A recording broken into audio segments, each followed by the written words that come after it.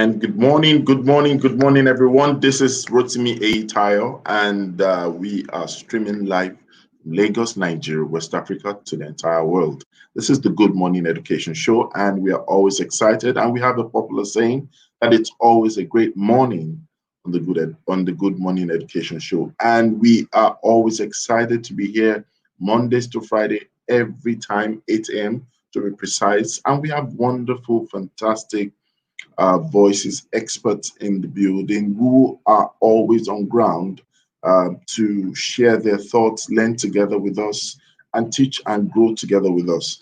And today will not be an exception. And we always spend time to speak about matters that actually evolve around the world of education within Nigeria, in Africa, and of course, the entire world.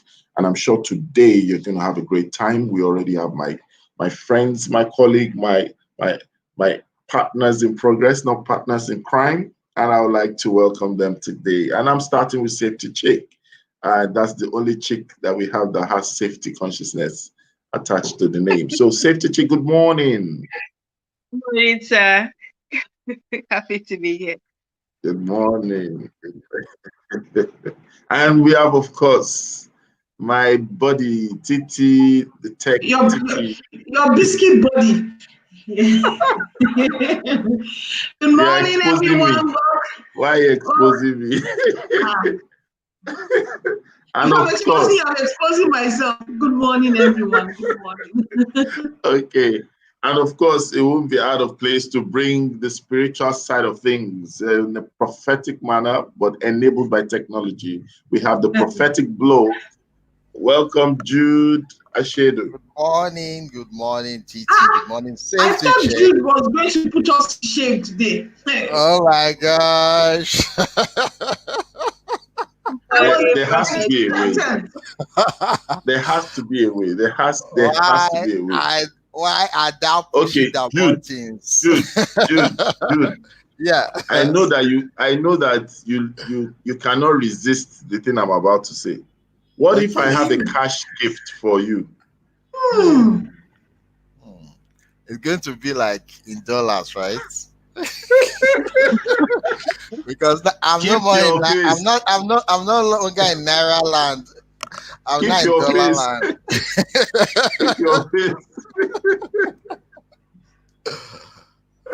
So it's a great day to be alive. I really enjoyed our conversation yesterday, and someone was reaching out to me and was like, you know what?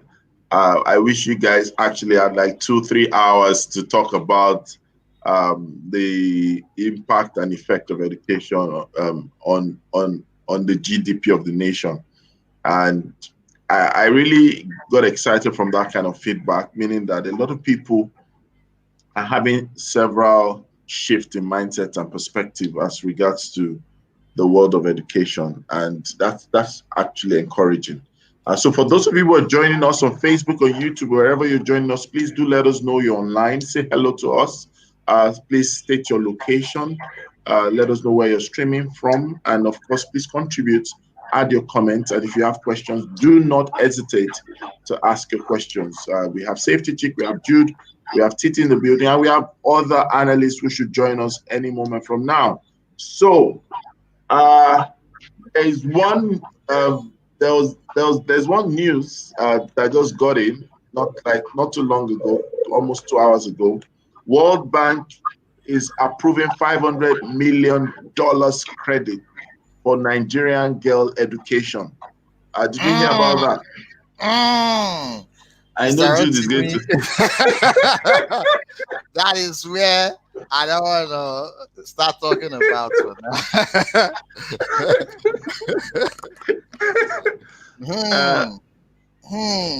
$500 million. Titi, what do you have to say?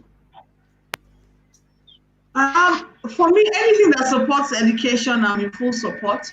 Those ones that are female, why not? The more the better. They say that when you educate a woman, she's going to educate her village. So I'm all for it. Let's start educating. Let's start educating villages, man. Support. And when you educate a man, you educate a country. No. You only educate his family. That is not even what a safety chicks word. Oh shit. It's not even a balanced system. You don't educate one gender over the other. I don't know where we are getting this mindset from.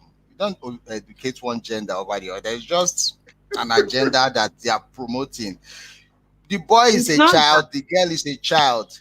You educate boy and girl child, not girl child. And if you want to come with the argument that the girls are in disadvantage with who? Is it that there's a government policy against girl education? We should be straightforward with our discussions or with our concepts.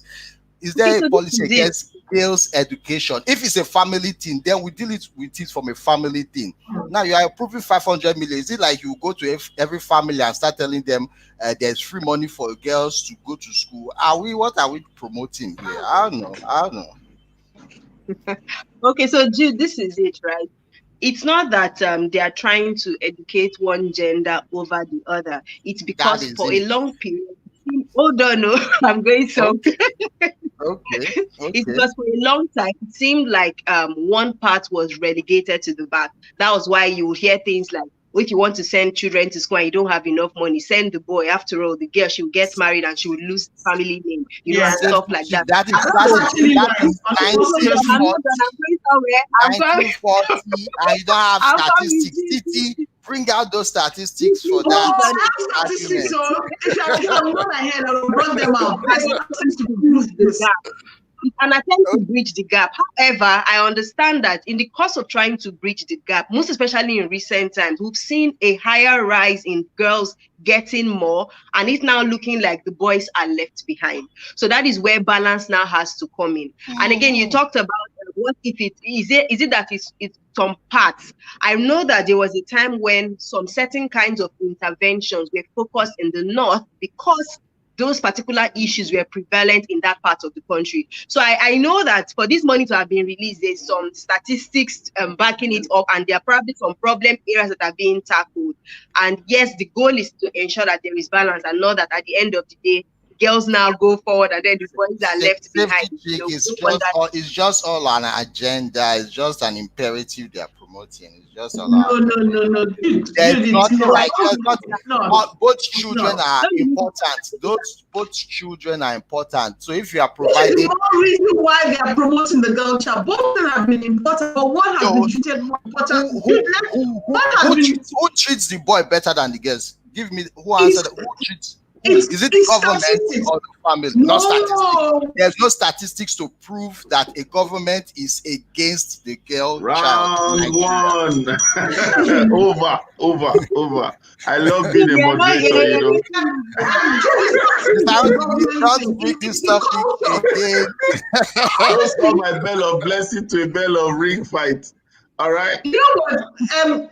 Before we end it, let me take Nana's comment. Good morning, everyone that's joining us. If we see you, Nana, we see you. Good morning. And Nana is, it's not that it was a conscious policy, but it was our culture, especially for those of us that come from Africa. That's our culture. Did your parents deny you an education? Did your parents deny you an education? No. You're not like that. Doesn't mean it's part of the culture. It's still very cultural. Yeah, it's more than others. Don't say that, Jude. Don't say because that. I know in Yoruba culture, they pass property to the girl child in Yoruba culture. So when did they stop? Which one? Dude, are you now? So what culture are we talking about? What culture are we talking about? Don't use Lagos people to judge you. Don't use Lagos. I'm giving you an example of your own case. I need a hammer. I need a gavel. Jude, where did you do your NYS? Jude, where did you do your NYS? You know that I come from a family. We are seven children. 6 of us are girls. And you know, 6 of any of you. No. Listen. If it had been left to my family, my father wouldn't have educated us. And that's true. So, yes, it's not because the reason why we are this much is because the male child was magnified. So my mom had the first is a girl, she had the second is a girl, she had the third is a girl, and they're like, are we still having children? You know, that kind of thing. I mean, it's very cultural. There's what they call it. We have been releasing money for the girl child, and we have not actually seen it. Jude.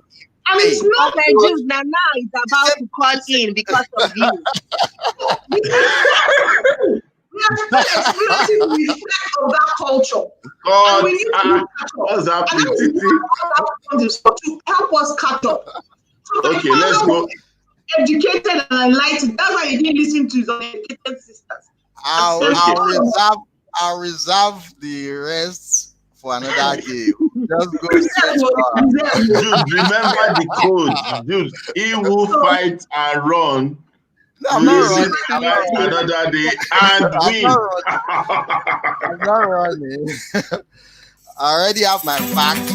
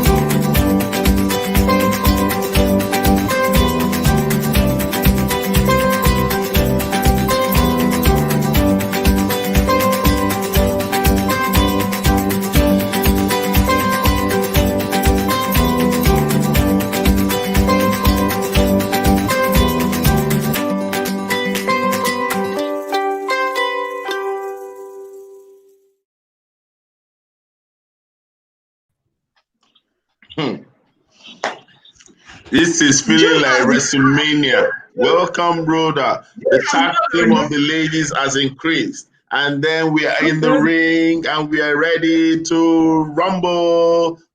Before we end this matter, let's take Nana's comment. Titi is not fair. The numbers have now been marginalized. We have 3 powerful ladies over 1 gentleman. And I am not even in the equation because I'm a moderator. I can take care of them. Jude, don't Jude, Titi is in tech. Brother is in curriculum. Safety consciousness is it. Safety consciousness. You are finished. If they give you blow, you get to the clinic, you will meet safety chick there. If you go online, you meet it there. You go back to school, you meet Roda there. You are looking for me. I'm a moderator. I have bed. Okay, let me take another comments, which I should use to close this matter. So let us say that there's no policy against educating both girls and boys. However, the culture belittles women. Girls are not treated fairly within most African cultures. No comment. No comment. Oh my God. Titi, you have fire inside you like this, eh? Oh my God. And then Nana said, I have too many stories to back up the discrimination against girls in the African culture. So on that note, we will end and move on to the topic of today. Let's leave it. So any comments on the Let headlines? me end with issues. Say, oh God, Jude. Oh God, Jude. Easy. There's no policy against educating the girl child alone. You must not run away from what culture has imposed, has created the impact. We have been using culture as an excuse all these years. We have been using culture as an excuse. So by the time the culture disappears, the culture has already disappeared, and we are still using it as an excuse. Jude, you live in Lagos, so no. Culturally, the boy child has been better favored. Because they don't wash plates, Abby. They don't wash plates. They are better favored because they don't wash plates and they don't cook. That makes them better favored. In the past, boys have often been picked to go to school. Sadly, in some families, this is still the case. It is perceived that educating the girl child, I think she was trying to. Let me shock you. Prove that all public schools we have more girls than I've seen registers. We have more girls than boys in public schools. So where are the marginalized girls? Dude, why we should use our statistics? Before the end of this, I'll bring out the statistics on you. I'm talking about registers. Every public school, girls are more. And even in private school. So what are you saying that girls are marginalized? Where are the girls that are marginalized? Dude, bring your own statistics. Oh yeah, let's start with that one. Bring your own statistics. My registers, I have registers. Like bring them all countrywide. Anyway, good morning, everyone. Rotimi, back to you. This is the end of the final round on this matter. Let's Dude, I told you.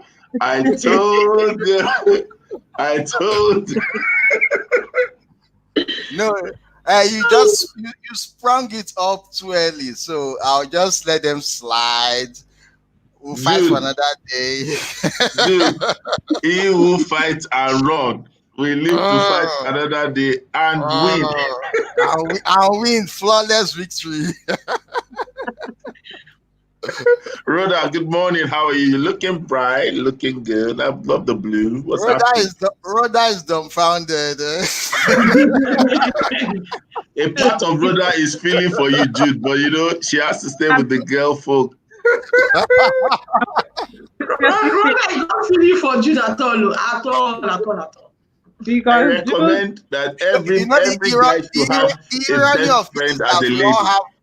We all have boy children, sort of, and it keeps us at bay, sort of. We all have boy kids, and it keeps us at bay.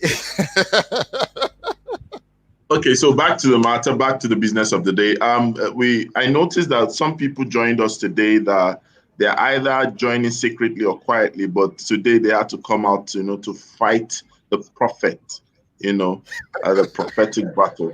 So I'd like us to recognize Kiazor Chukwulobe. She's online today. So let's ring the bell. Kiazor, the bell is for you. And Adelola, she actually has been joining us, but she's been a quiet person. Adelola is a very friend of the house, very good person. Bell a blessing to her and everyone who is joining us and who would also watch the replay. So you saw the headline news. Can we just spend like 2 minutes on that and then we quickly get to the business of the day? So Safety Chick, over to you. Okay, so I took note of the part that Ondo State shut down 2 schools because they did not comply with safety protocols. I think that was a good move, and I believe that more compliance should be done across all the different schools. If we have more enforcement, if we have more compliance being done, it would make people more, more conscious. So yes, there was a video I saw some days ago where the WHO was saying that the risk in children is a bit lower. However, children can still pick it up and transfer to older adults. So either it's their teachers or it's their parents at home or even their grandparents. And so because of that, we must be extra conscious this period. So it's a great thing that Ondo State did. At least that will serve as a warning to others to put things in place. And it's my hope that other states are also putting those kinds of measures in place, because these children who are starting out the exam, the children going for exam, this is just like a control. This is like a prototype to help us see how this would work when everybody now really has to go back to school. So we must really attempt to get it right at this time. Yeah. I agree. Yeah, Titi, you want to say something about the news headline? No. I just agree with what Safety Chick has said. We know that the outcome of this going to school would then determine what will happen for the rest of the year. So we really would like to ask that all school owners really go out of their way, to ensure that they implement all safety measures, because our future, so to speak, and that of schools and other schools is hanging on how they really treat this, what I would call the pilot. So it's important that everybody just takes extra care, 100 times 10% in terms of the safety measures that they need to for. But I have a concern, and just like we have seen in other areas where we have enforcers or law enforcers or regulators. I think sometimes a lot of people are, how do I call it now? They are more of a disposition to catch people, rather than helping to prevent. It's not which hunting. Yeah. So because sometimes the gray lines are there, and someone might say, well, probably we saw something, and by the time you go into details, sometimes it just looks like people just want a situation where we catch people, and then of course the culture prevailing is, if you want to go and continue whatever you need to do, then you have to bail yourself out or something like that. I hope that doesn't happen. And Ruth, why can you say you hope that doesn't happen? Are you not I don't want to say, are you not a Nigerian? Are you not a Nigerian? Are you not an African? What are you saying? Titi, what are you saying? What are you saying? I don't understand. What are you saying? I remember that. I just came into the country to run a show. What are you saying? Some people have genuine intentions. Some people have genuine intentions about this thing, but some people are opportunistic. So those people will always be there among the law enforcers. So some people really are about it genuinely. Some people are just saying, you know what, let me look for someone that defaults. So my answer is very simple. They don't default. You understand? Don't be a scapegoat. So yes, people will always take advantage of something, and it's understandable. But why are you breaking the law in the first place? Go and comply. Go and comply. If you're complying, we won't be discussing this. Let's look at it from a private school point of view too. That they have, most of them that have closed over 3 months, no school fees and all that. How do they get funds? Are they disbursing credits to schools to actually implement this? Because that's also a concern.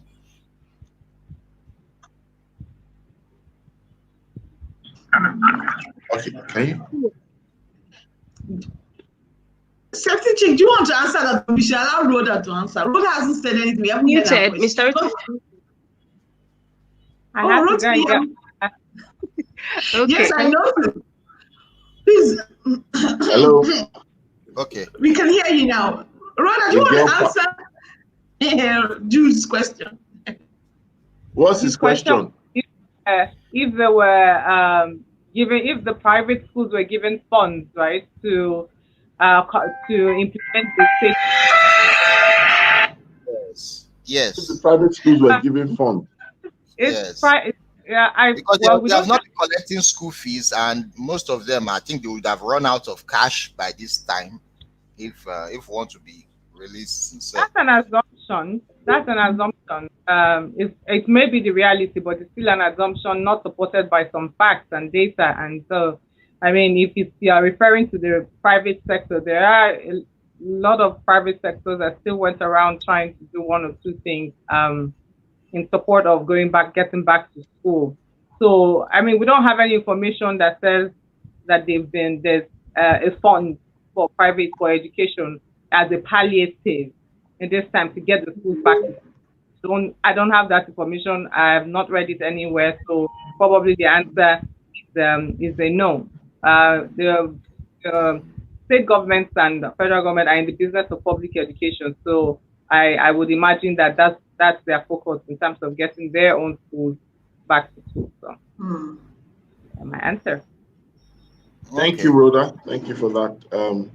I was actually having a call. A call came in from one of our audience, and I was trying to connect it to the speaker so that the audio would have been very good. But so the caller that just called, if you don't mind, can you call back so we can hear your thoughts? So if you want to call, the numbers are on the screen for live calls. Please dial 08099392281. We're talking today on a very fantastic and interesting topic, and it's going to spin in different ways. And I love the fact that we have a mixture and a blend of experts in the house.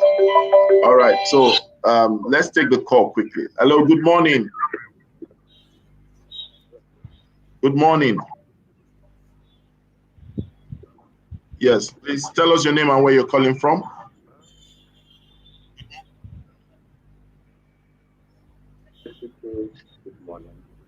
Please, could you speak up so that we could hear you? Okay, Daniel from Lagos, welcome to the show. Awesome, awesome. Bell of blessing, first caller today. Tell us, you want to share something? Yes.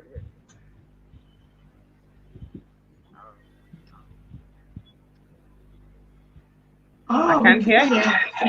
Our government are not putting enough plans in place, and the safety part of the kids are really not even looking into.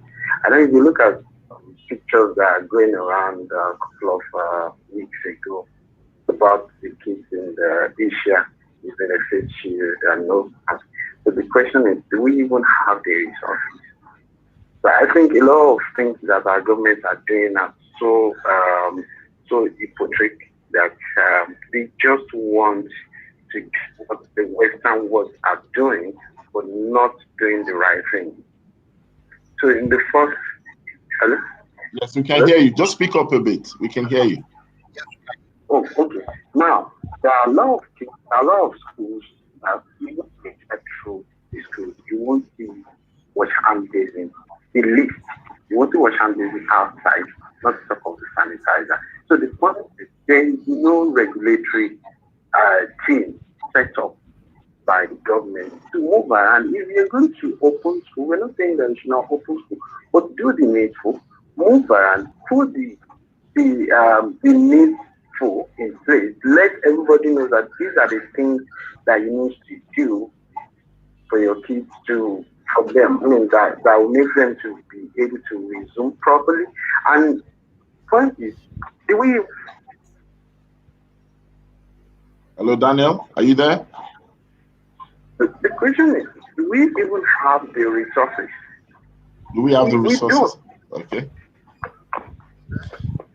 All right. Thank you so much, Daniel, for your thoughts. I hope you guys could have. You heard? Did you hear? Were you able to hear? No, not really. Oh, sorry about that. So Daniel was just expressing his concern about our readiness with regards to the school resumption, especially speaking about the safety concerns and the preparation and provision of kits. Also, the fact that schools themselves, I mentioned the fact that some schools are not positioned to actually ensure that there's hygiene, there's checks and all those things. So thank you, Daniel, for calling. That was a good one. So let's have our conversation. We're talking about, I think somebody was saying something before that call came in. Well, I think we're just talking about the headlines on resumption. Okay. Okay. So we're talking about waiting on time today, and I'm sure a lot of people will be wondering what exactly do we mean, and I'll just try to do that in a jiffy. We decided to call up this topic because we want to address something. I believe that we are a people that can actually be known for action. We're known for excitement and entertainment already. We are full of life and zest. But there's something quite interesting about the Nigerian and African people. And it seems like we have a habit and culture on waiting on time. And it's as if it's an unspoken philosophy. So I would like us to bring it to the world of education today. What exactly is time when it comes to education as a sector? You know, we heard Rhoda and Jude, and I know that I've had that personal conversation with them, or we heard them say that during the week and last week especially, that as of 2017, some of the things that are happening now, Rhoda, you recall, you mentioned it, Jude also mentioned it, that it's time schools began preparing for online migration, online integration, automation, and all those things. And thankfully, COVID hit, and the next thing, what we've been talking about since 2017, just became like, you know what, it's a must. Everybody's talking about learning online. Before it was like a taboo, or it will never happen. So why is it that, can anybody just help us to define that time? What's time in itself? Because I want us to look at it. How do we see time in education? I know that time represents a season. I know that time represents a cycle and a dispensation. I also equally know that time actually is actually a bundle of moments. And there are many things that we've been talking about that should happen in education. And it seems like we are just waiting for time, right? Who wants to start? Who wants to get a hit on that? Okay, let me take a stab at it. So often I look at time as error, and sometimes the way I review, like, I mean, the example you shared of how we were singing and banging the gongs for digitized versions of our education system and blended learning some years ago, myself and Jude. And it seemed like, you know, a bit of an information that its time had not come. But even then, we were proposing a time when schools would only congregate for social events, sporting events, like I said the other day. But I also like to think of time as an era. And if you look at the industrial or the revolutions that have happened in education, from the first to the second to the third, fourth, and now we closely inching into the fifth, you'll find that honestly, if there's a tracking of the different, what has changed over these eras, we'll see that if we just need to kind of speed up what we know is currently obtainable in the world and fix those things, fix or integrate those special activities into the education system. For example, we know very clearly, and we've been saying it, that what our children, that the children that we're teaching today, their future world of work is going to look very different. And one thing that is certain is that most of them will be freelancers. And freelancers are people who are capable of taking multiple jobs and also doing a couple of getting jobs that are not particularly focused on one sector. And we're even seeing it now when a lot of people, when we hear advice that we should find multiple streams of income. And like we said yesterday, that curriculum must meet industry, classroom must connect to the world. And if classroom is supposed to connect to the world today, education must supposed to connect to skills acquisition, towards self-sufficiency, towards national development. Then we must make that connection and know that time is now. I used to say that I used to see the future, and when they tell us as kids, tomorrow you are going to be the future leaders of tomorrow. Here I am, feeling like those years just went by. In my brain, I'm not more than 18, right? And so that time just passed so by, and here I am supposed to be that leader, but I am not. Well, I am, but you get what I mean. So when you think about all of that, you know, the different revolution that's happening in education, how education actually changed in different climes of the world, to fit into those revolutions, then you will know that we actually don't have time, because time is money, and time well spent is money well gained. Fantastic, fantastic. Maybe I need to add this to it, and I love the way Rhoda put it. And I want Safety Chick to answer this. You know, we normally say that from time to time people come of age. You know, we use that when we're referencing some milestones. You know, so with regards to education, especially in Nigeria and Africa, do you see us as coming of age, right? And if yes, right, what exactly have we come of age for, or of age to, if I may put it that way? So, because a lot of things that we might be talking about, think about what Rhoda said. And I recognize sometimes while working on strategy, in birthing a product or a pursuit, sometimes you find out that some things come ahead of their time. So what people normally do is to inspire the demand for it, is to also profile the ground for it. So instead of just coming out with something, then you create a roadmap to leading to that thing. So when it comes to education, is it possible that all the things we keep hearing bright minds like Titi, like Jude, like Rhoda, are they prophets who are speaking about a very far tomorrow? Or better still, have we come of age sometimes for the things that we are sharing? Safety Chick. Okay, so sometimes a combination of things will happen to cause a time to occur. I'll put it that way, because even from the examples that have just been mentioned today on the show, you said this is something that they've been speaking about since 2017, but it took COVID to make everyone see that, oh, we need to hurry. So yes, sometimes some ideas might seem ahead of their time, but also certain situations in the environment can occur either naturally or artificially to force that awareness to come. So for example, if I was going to talk about the safety education aspect of things, when I started doing safety advocacy in 2016 for children, maybe there were just a handful of people that were doing it, right? And then maybe they weren't that obvious, but it was just, here and there.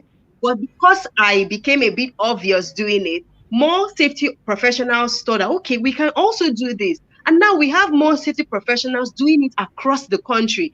And it gladdens my heart, because that is it. We want it to spread like wildfire. So that's the same thing that is happening here. So they were talking about it, they were putting systems in place, some schools came on board, others didn't think it was necessary. But now, because of a naturally occurring the pandemic has now made it that people did not have a choice. So many times, it's either the individuals and industry can decide to jig the environment, cause situations to fall into place that makes everyone want to align so that that time would really come into place. But sometimes it might take external factors to cause all of us to actually stop, reassess what we are doing, and then begin to make the necessary moves. So Nigeria is of age. We can't even say we are not of age. We are of age because if our amazing, talented Nigerians are breaking grounds in different countries, in the first world nations, then if they are doing it there, then it is possible for us to do it here. The challenge is we might not have an enabling environment. However, we can start with what we have, and we begin to pull forces together. When everyone begins to come together, it compounds. That compounding effect can cause that change. It will trigger it and it will begin to happen. So that's what I think about it. Yeah.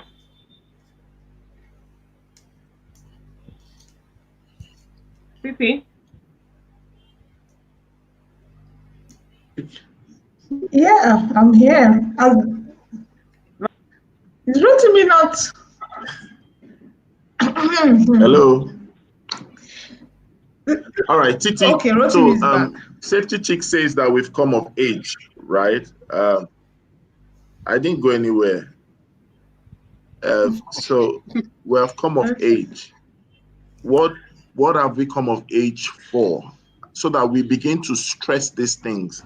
Are there some things that are not innovation? They are already past, that we need to hit ourselves on the head, on the face, and say, you guys get up, get out on a limb. This is not this is not risk, or this is not trying to be innovative. This is already past you. What are those things, Titi? I'd like you to, mention one or two things so that educators out there can really see that, there are certain things that we are already too right. I was going to. Rotimi, this one is like asking one serious brain question, trying to scatter my brain, but it's right. I like what Safety Chick, started with, saying that two things that I took from what she said is that sometimes you have to be the catalyst for the change and the movement in time, because it then seems to accelerate things. That's what I got from Safety Chick, meaning that if there's a particular thing that you want to see time accelerate, you start that thing, and then it appears that when other people see that thing, then it kind of accelerates time. So that's one of the things I took from what she said. And then the other thing I then also took from what she and Wada said is that sometimes circumstances in the environment accelerate things. So using those two things to start, I would say that COVID has accelerated, two things. COVID has accelerated bringing technology to sit down and balance well in education. So we're going to, in that area, there's an acceleration.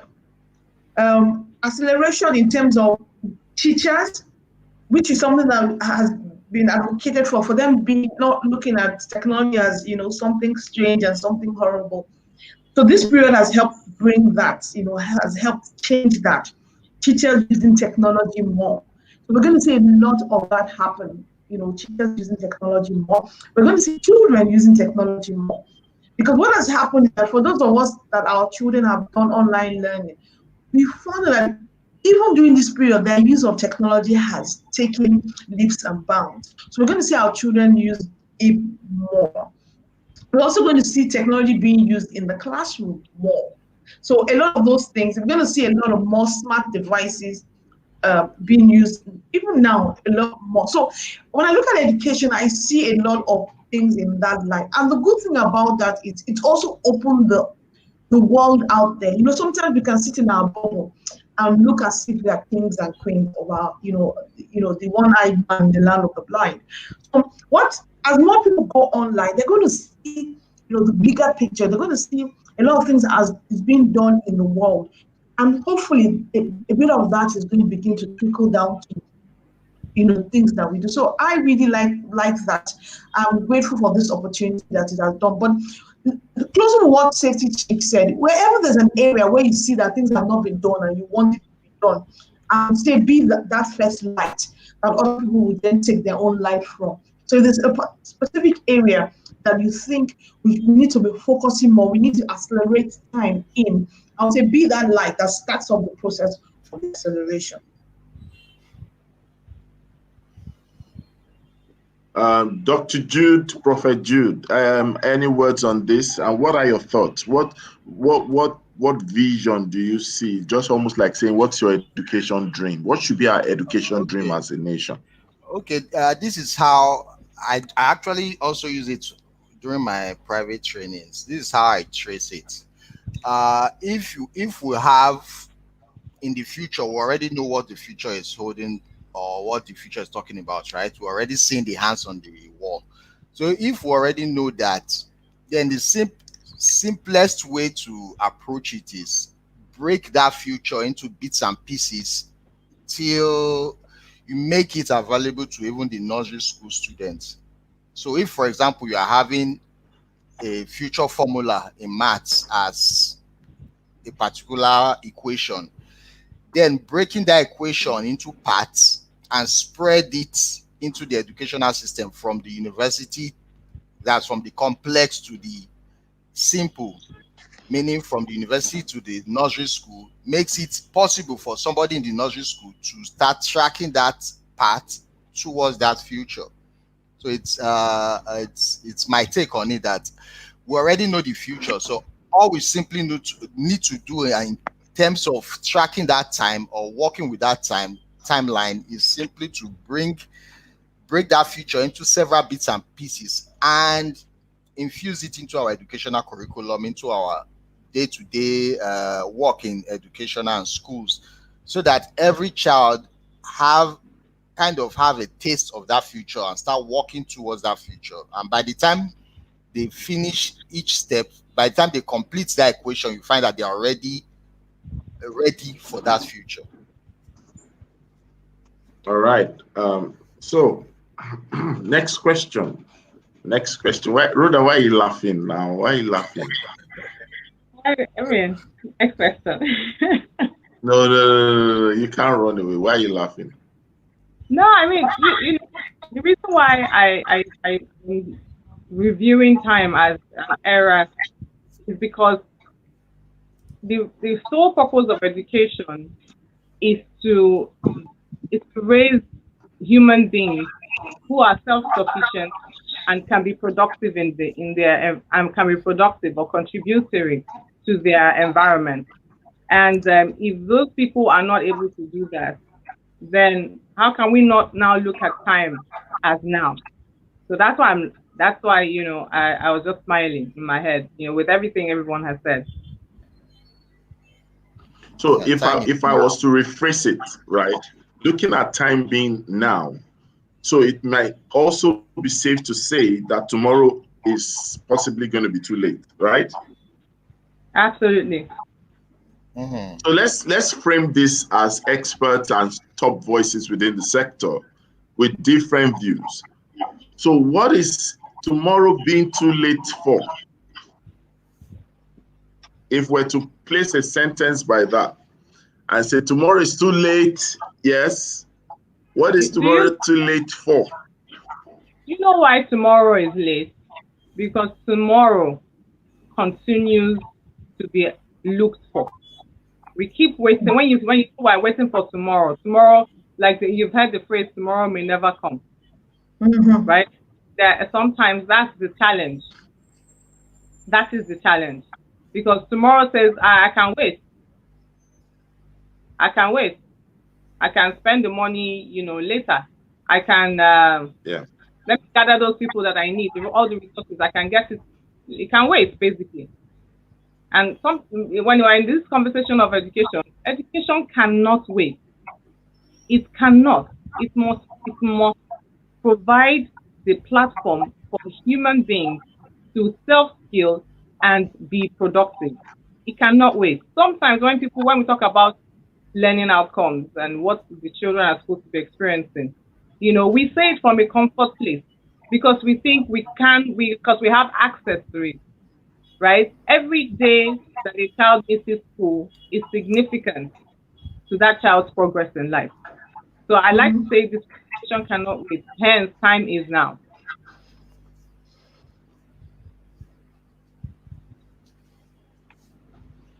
I like that. The future is now. Tinuade is saying tomorrow is too late to do the right thing. So let's have Jude read some of the comments, and then we'll try to take some of the questions that we have before we end the show. So Jude. Is Jude blushing? Is Jude blushing? I'm just Jude. Oh my gosh. You cannot. You don't have statistics to verify that. Okay, Folorin Shaw, hello from Lagos. Folorin Shaw, hello from Lagos. Good. I'm reading. Next. Nana. Good morning, great educators. You did that on purpose, right? You did that on purpose. Ifiok Ido, ever present Ifiok here from Abu Dhabi.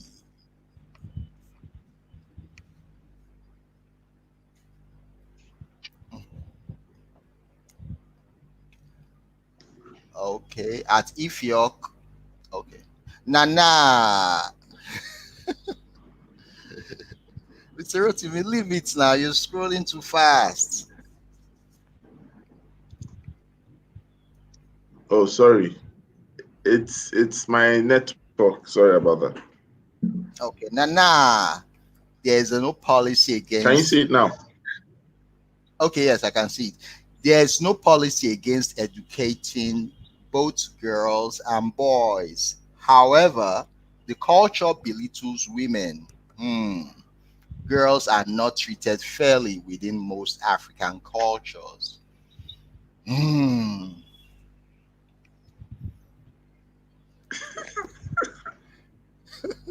Nana again.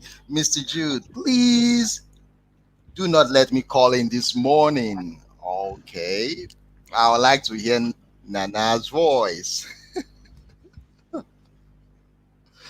Okay, next. Okay, Fiok. Ha. Okay. Oh, you're scrolling too fast. Yeah, I think he's trying to skip the ones I've read earlier on. Okay, So okay. yeah. Edema. So maybe you take it Culturally, from the bottom. Okay. okay, culturally, the boy child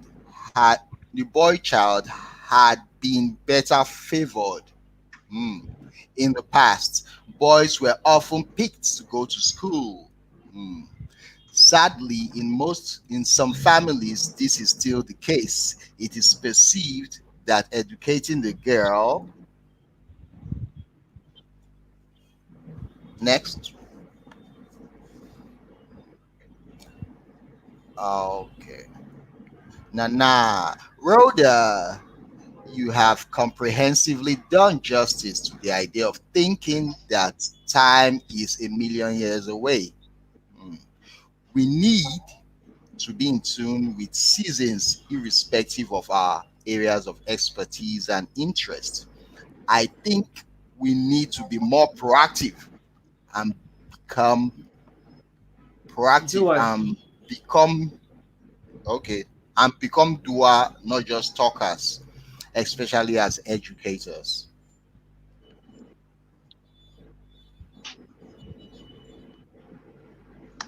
Edema,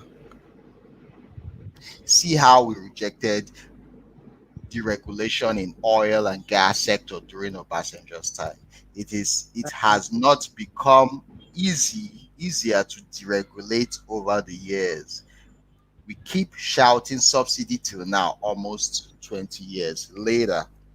Thank you so much, Adilola, for that. That is perspective.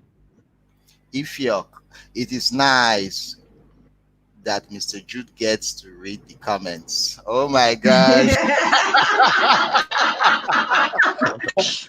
That got me. That got me. Okay, favor.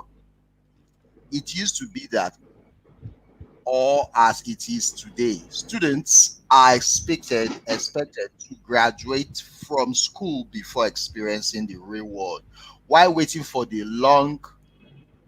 Why waiting for that long? Isn't the waiting for them to seek for job after school? Isn't You know, is it you know, not the wait? Okay. what Eva is saying is so critical to this conversation because when you track from the first industrial revolution to the fourth industrial revolution, right? What we Mm, see there is that the expertise, what you need is before we used to say in that time that teachers knew best, right? That time yeah. it was oh that teachers know best, but now it can be anyone. It can be anyone that knows best. You doesn't have to be a classroom teacher. We used to say Teacher. then you used to access Mhm. education. You have to access education through a physical classroom, physical. Mm, But when yeah. we got to the fourth Digital age now. revolution, we can now access classroom anywhere, anytime, and on even this device, mobile device I'm using on right now for this live streaming. And then, of course, the role of the educator at that time, it was the educator was the expert. We used to look at the educator as the expert, but now we call the educators facilitators of Okay. learning.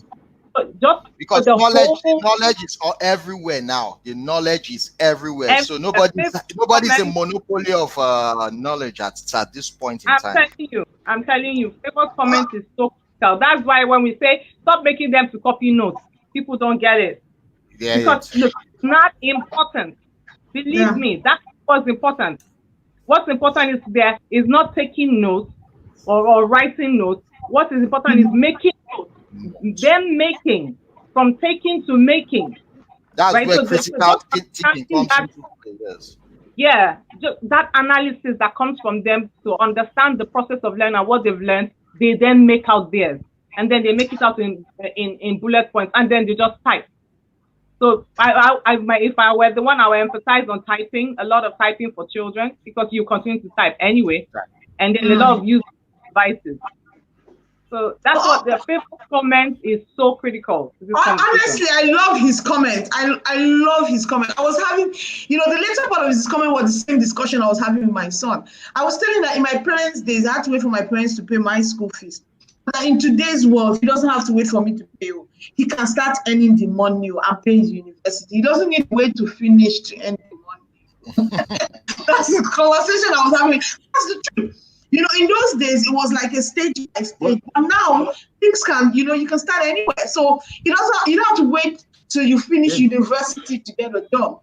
You can start doing things online, start earning now. When they have freelance platforms for creating templates, being a graphic designer, being a 3D animation designer. Right now, and earn money to pay your university. Don't have to wait for your parents. We the parents will be happy. The last national curriculum conference we had was 1969. Guys, the last 1969 conference. And it's obvious we are still adopting the resolution from that conference till 2020. Okay, let's take some more comments. Let's take some more comments. I'm not talking about regular conferences that the organizations have. I'm talking about a national conversation on curriculum. Okay, you know what? We want to be doers, right? And we are not going to just be talking. So we're going to take steps towards some of the things that we have capacity to do. And Rhoda, you've mentioned it. I'm serving the ball back to you. So I think it's high time that you know what I'm saying, Rhoda. You know now. You know. So I won't say anything more than that. So Rhoda, you know. But then, guys, I believe that time is mastered in its absence. So if we're looking at getting to a situation where the sector of education or the sphere of education, the industries and the businesses in education will be able to match up and do great things, then we need to start mastering the things we need to do ahead of the time of the doing of that thing, right? And what Titi just said, it might sound like just a nice statement, but Titi, you've actually brought out something so not just critical in nature, but it is actually a theme and a focus that we should turn into an agenda, because you have reversed the curve. A child does not need to wait to a particular phase or stage of life, which in a way is also not promised. So it means that, in fact, if schools understand this, we will see the choice of schools, increase, and then parents feel more empowered because they're not looking at their own trajectory capacity to earn and pay for school fees. So you'll be shocked that a child can pay for school fees for his cousin as a birthday present because of his capacity to find expression at his age. That's so profound, Titi. That is so profound, really. And that's what we're saying. We might be losing more if we come to a point of waiting. Waiting is never virtuous if something is not in the works. Because if the people of faith, when they say waiting, they wait with something. You understand? You don't just stand and wait. That's not productive. Do you get what I'm trying to say? So I want us to be able to end the show today with our last words by, like just Titi has said, speak something out and say to someone out there that, look, it is time to start. We are of age. We are no longer toddlers crawling on our feet. The education sphere is time to start 1, 2, 3. Please, I'm going to start with Safety Chick again, and then I'll move to Jude, and I'll end with Rhoda. You said you want to start with me. Yep. Safety Chick. I didn't get that. I just got you said you need to Yes. start with me. Yeah, okay, to Last words. close, you should close. Like closing, Yes, but the network broke off. Oh, okay. Okay, so I think Oh, it you still didn't get the boils down to what question. I mentioned. There was a mix of static there, so I didn't get that.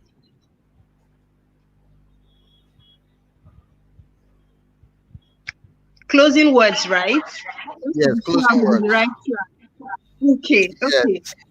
Yes, So I yes, think yes. it still boils down Sentence. to what I One mentioned sentence. earlier, that things are going to happen in the environment to force us to move, right?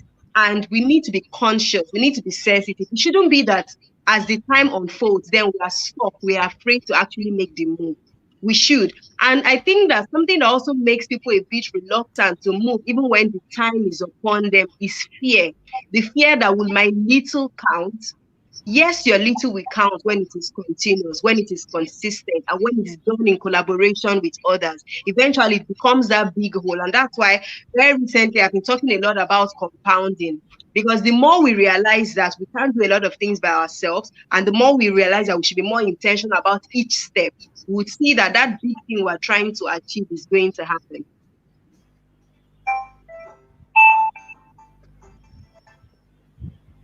Thank you very much. Jude? uh my last word is opportunities should be, we are expecting opportunities in the future, so we should be prepared for those opportunities. We cannot wait for opportunities to come or to unfold before we start making moves. And I like that aspect of TT saying, talking to her child, that you can be making money. And truly, we have young YouTubers, 8-year-old, making millions, employing adults for their YouTube channels. So I think we are, if we don't have such in Nigeria in mass, I think we are making a big mistake.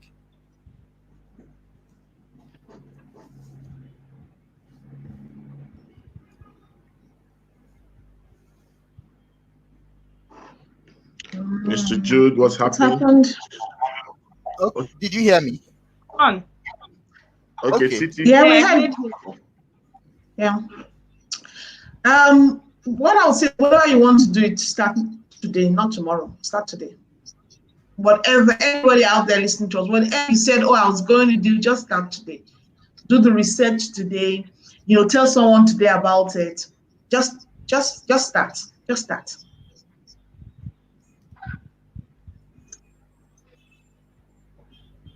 I like that. I would like to say this. We've had a great time today, and like they normally say, time does not wait for anyone. So we must not wait for time as well. So it's tit for tat. If time doesn't wait for us, we mustn't wait for time. And they say the opportunity of a lifetime exists in the lifetime of that opportunity.